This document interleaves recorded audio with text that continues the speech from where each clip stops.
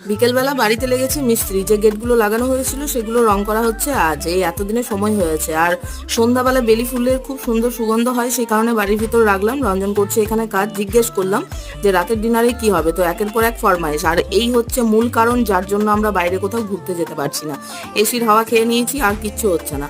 তো রাতে বানাবো হচ্ছে পায়েস, তার জন্য আতপ চাল সাথে এই যা যা লাগবে সমস্ত কিছু কেটে কুচিয়ে একদম রেডি করে নিয়েছি। রান্না করতে বেশ সুবিধে হয় যদি আগে থেকে সমস্ত কিছু সরঞ্জাম রেডি করে নেওয়া হয়। তো একদিকে চলছে পায়েস আর একদিকে বানাবো হচ্ছে ঘুগনি, তার মশলাটা কষিয়ে নিচ্ছি বেশ সুন্দর করে, ময়দাটাও মেখে নিলাম। আরেকদিকে গরমের মধ্যে কি যে অবস্থা হচ্ছে, ঘাম একদম মানে পুরো গা থেকে ঝরে পড়ছে।